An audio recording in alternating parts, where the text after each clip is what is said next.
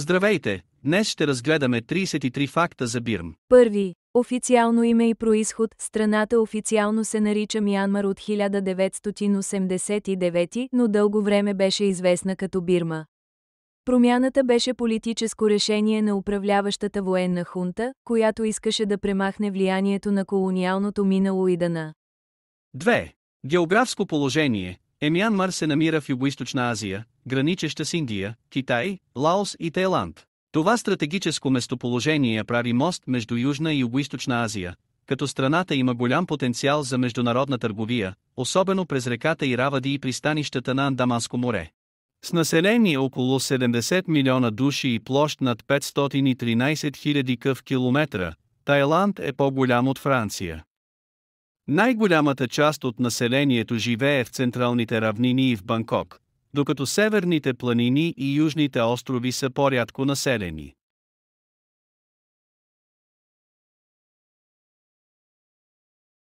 Четири. Население. В страната живеят около 55 милиона души, разпределени между градове и селски райони.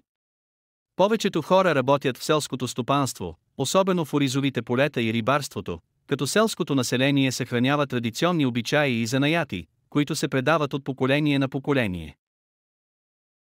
5. Езици и етническо разнообразие. Официалният език е бирмански, но в страната има над 135 етнически групи с различни диалекти. Етническото многообразие е толкова голямо, че често се наблюдават различни културни обичаи, костюми и празници дори между съседни села. 6. Религия. Повече от 88% от населението са будисти, като религията прониква във всеки аспект на живота, от ежедневието до фестивалите и архитектурата. Съществуват също християни, мюсюлмани и хора, практикуващи местни анимистични вярвания, което прави страната културно и духовно разнообразна. 7. Културно наследство. Мянмар има над 2000 будистки пагоди и манастири, някои от които са построени преди повече от 1000 години. Архитектурата им включва златни куполи, резби и стотици малки статуи на Буда, като някои манастири функционират и като образователни центрове. 8. Чведагон пагода. Намира се в Янгон и е най-свещеното място за будистите в страната. Покрита е с злато и декорирана с хиляди диаманти, рубини и сапфири. Според легендата съдържа частици от косата на Буда, което я прави център за поклонение, молитви и религиозни церемонии. 9. Валута и икономика. Официалната валута е кият, ММК. В страната се използват и долари, особено в туристическите райони. Икономиката на Мянмар е разнообразна, основно земеделие, производство на скъпоценни камъни и текстил, както и постепенно развитие на туризъм и услуги, но миналите години на санкции са забавили модернизацията. 10. Климат. Мянмар има тропически климат с 3 сезона – горещ, дъждовен и прохладен. Горещият сезон е от март до май, дъждовният от юни до октомври, а прохладният от ноември до февруари. Климата силно влияе на земеделието, туризма и живота на хората, особено в селските райони, където зависимостта от сезона е критична. 11. Природни ресурси. Страната е богата на минерали, включително нефрит, рубини, сапфири и олово. Дебитирането на скъпоценни камъни е традиция от векове и представлява основен икономически ресурс, който обаче често се управлява от големи корпорации и международни търговци.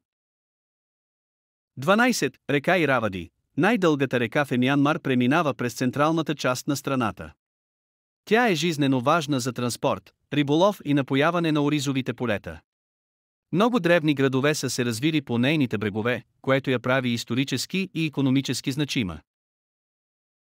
13. Традиционно облекло. Лонги е дълга пола, носена както от мъже, така и от жени. Облеклото се различава по дизайн и цветове в зависимост от етническата група, като се използва и за официални събития и религиозни церемонии. 14. Кухня. Бирманската кухня е комбинация от индийски, китайски и тайландски влияния, но с местни подправки и техники. Основата е ориз, нудли, риба и пресни зеленчуци, като подправките варират умерено и се използват фъстъци, чесън, куркума и рибен сос.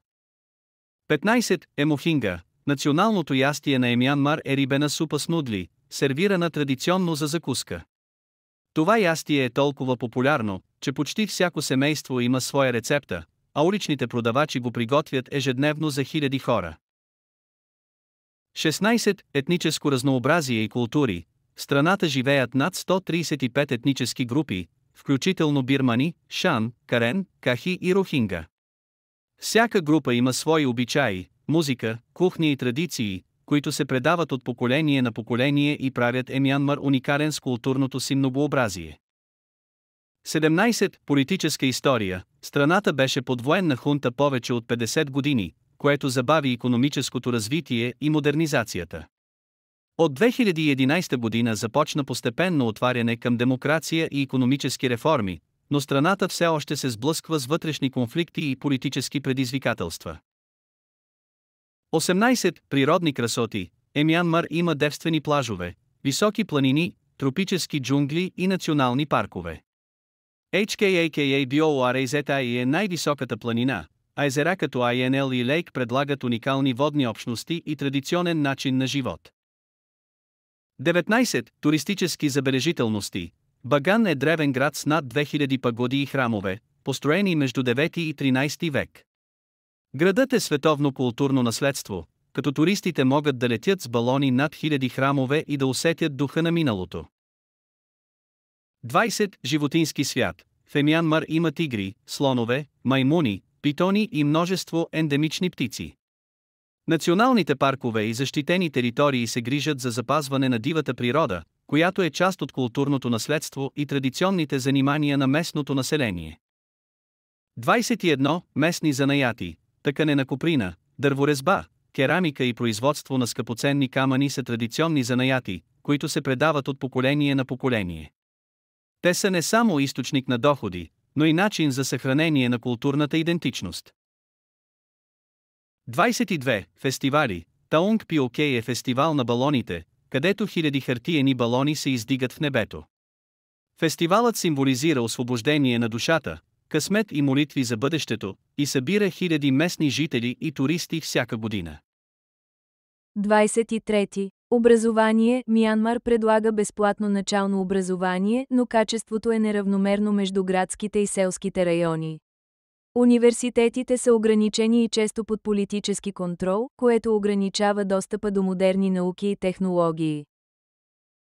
24. Спорт и развлечение. Футболът е най-популярният спорт, но традиционни игри и борба също са част от ежедневието. Местните фестивали често включват състезания и демонстрации на традиционни спортове, като се съхраняват вековни практики. 25. Музика и изкуство. Традиционната музика включва барабани, флейти, гадулки и пиеси с кукли, които разказват религиозни и исторически истории. Танците и театралните представления често се използват за обучение и запазване на културното наследство. 26. Икономика. Основният икономически сектор е земеделие, ориз, памук и захарна тръстика.